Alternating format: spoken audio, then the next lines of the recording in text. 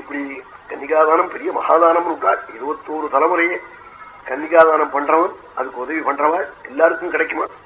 அதனாலதான் பல தானங்கள் சொல்ற இடங்கள் எல்லாம் கன்னிகாதானம் பண்ணுங்கிறாள். பெரிய குடும்பங்கள்ல சில கஷ்டங்கள் இருக்கும், தம்பதிகளை சேர்த்து வைக்கிறதுக்கு மேல தர்மமே இல்லையா?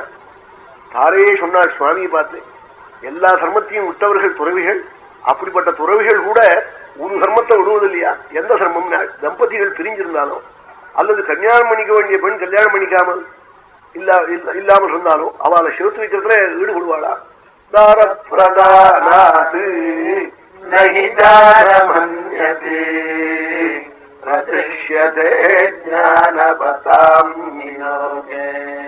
ஆர சொல்றாள் சுவாமி அப்படியே கேட்டு குழுந்து போயிட்டாள் ராமன். தார பிரதானாத்து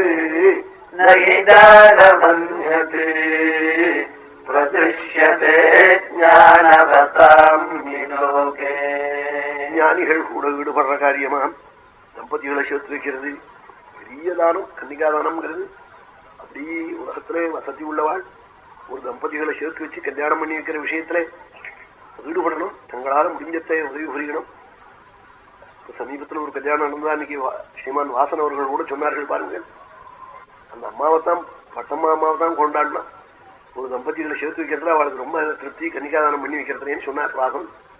அப்படிதான் நடந்தது. இப்போ கல்யாணம் 4 நாளைக்குள்ள இல்லாமனா யாரு எத்தனை பிரபுவா இருந்தாலும் கல்யாணம் பண்ண முடியாது, அவ குடும்பத்தான் பண்ண முடியும். போட்ட பந்தலை பிரிக்காம ரத்னமையை சொன்னாலாம் இந்த பந்தலையே பண்ணிவிடலாம் நாளா உடனே சரின்னு ஆத்துல கல்யாணம் நடந்து இந்த குழந்தை நல்ல குழந்தைகள், இந்த கன்னிகையும் பாத்திரமும் நல்ல பாத்திரம், பெரிய வித்வானுடைய பிள்ளை அந்த பையனும்.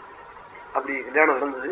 அது அந்த அம்மாவனுடைய மனசு அப்படியே ஐஸ்வர்யம் உள்ளவாள் இது மாதிரி ஒத்தாசை பண்ணணும், தங்க ஆத்த கொடுத்து தங்களால முடிஞ்ச வசதியும் பண்ணி கொடுத்து அந்த புண்ணியம் 21 தலைமுறை தசானாம் பூர்வேஷாம் தசானாம் பரேஷாம் ஆத்மனஷ்ட ஏகவிம்சதி புலோத்தாரணத்வாரான்னு 21 தலைமுறை அந்த கன்னிகாதானம் பண்ற பிதா அதுக்கு உதவி பண்றவாள், அதை ஆமோதனம் பண்றவாள் எல்லாருக்கும் கிடைக்கும் அந்த புண்ணியம்.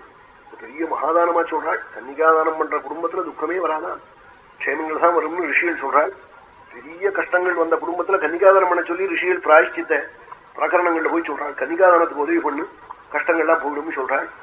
அப்படி வசதி உள்ளவாள் இது மாதிரி தர்மங்களை எல்லாம் செய்யணும்.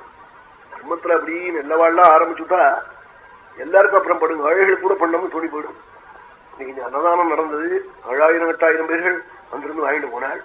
8000 பேர்கள் மட்டுமல்ல, ஒரு குடும்பத்திலையும் 10 பேர் இருப்பா. அந்த 8 10 பெருக்கணும்னு அத்தனை பேர்கள் இன்னைக்கு சாப்பிட்டுருக்காரு.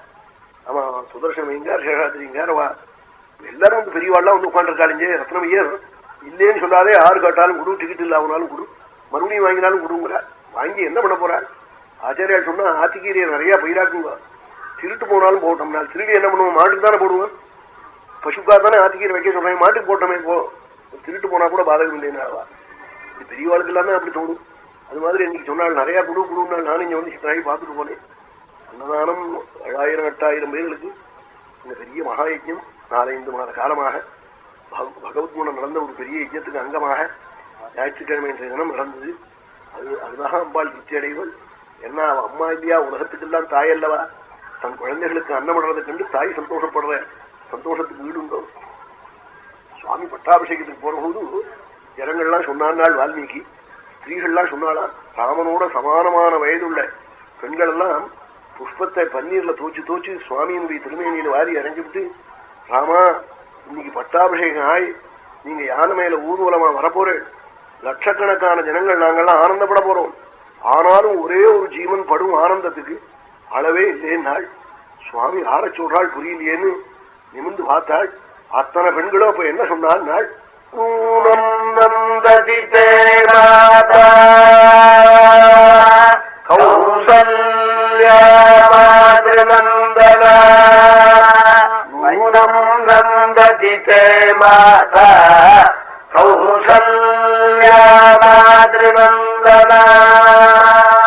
அம்மா கௌசல்யப்படும் ஆனந்தத்துக்கு அளவே இல்லைன்னாலாம். சுவாமி அப்படியே ஆனந்த கண்ணீரை கொச்சி விட்டாளாம். அம்மா என்கிட்ட வச்சிருக்கிற அன்பை உலகம் முழுக்க அளவு எடுத்து வச்சு விடுதே. தாய் வச்ச அன்புக்கு அளவு சொல்ல முடியுமோ? அளவு கண்டுபிடிச்சு விட்டார்களே அயோத்தியில் உள்ள பெண்கள். அம்மா படும் ஆனந்தத்துக்கு அளவில்லே நாளே. பஷ்யந்தி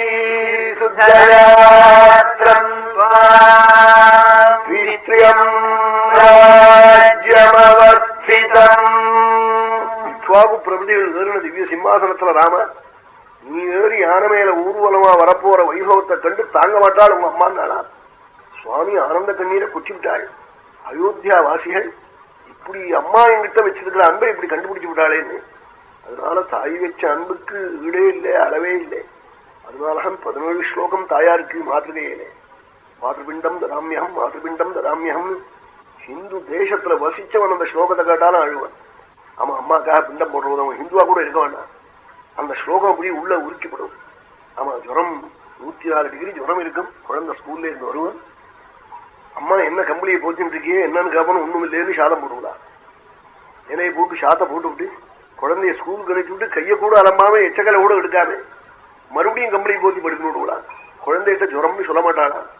ஜுரம்னு சொன்னா ஸ்கூலுக்கு போற போது குழந்தை கவலைப்படுவன், பாடம் படிக்கிற போது கவலைப்படுவன், மார்க்கு குறைஞ்சு போயிடும் குழந்தைக்கு, அவனுடைய வாழ்க்கையை அது பாதிச்சுப்படும்னு உள்ள ஒளிச்சு வச்சாளா.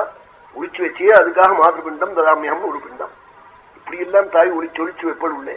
தாயை தவிர வேற அந்த அன்பை காட்டுவதற்கு வேற ஒருவராலையும் முடியவே முடியாது. ஆமா, மனைவி கூட அவள் புள்ளைட்ட காட்டுவாள். அதை தவிர அதுக்கு வர்த்தாட்ட அத்தனை அன்பை காட்ட முடியாது. தாயா இருந்தா தான் காட்ட முடியாது. தாய்க்கு பெருவே தனி. அதுக்காகவே ஒரு பிண்டம் உள்ள ஒளிச்சு வச்சே கஷ்டத்தை சொல்லாம ஒளிச்சு வைப்பள். கடன் ஆத்துல அரிசி இருக்காது, பக்கத்தாத்துல போய் வாங்கி வந்திருப்பள். ஒருபடி ஏதுன்னு கேட்பாங்க. குழந்தை கடன் வாங்கினேன்னு சொல்ல மாட்டான். அவாத்துக்கு நான் கடன் கொடுத்துருமே வாங்கிட்டு வந்தேன் படா குழுவுகளா. குழந்தை கவலைப்படப்படாதுன்னு அப்படி பொய் சொல்லி குழந்தைய மனசை தேர்த்தினாலே என்ன தேர்த்தினியே அதுக்கு இந்த பிண்டம் தான் 17 பிண்டம் சொல்லியிருக்காள். அப்படி தாயினுடைய அன்பு ஜெகன்மாதா பராசக்தி இப்படி ஒரு ஜீவனான தாயார் இப்படி இருந்தா. ஒரே சைத்தன்ய ரூபம், ஷாட்குண்ய பரிபூர்ணே, இந்த உலகத்தை எல்லாம் படைச்ச தாயார் புவனேஸ்வரி. அவளுடைய அன்புக்கு அளவுண்டா? அந்த அன்புக்கு அளவே இல்லை. அப்படிப்பட்ட பராசக்தியை உபாசித்தவர் இந்த முனி, இந்த மகரிஷி.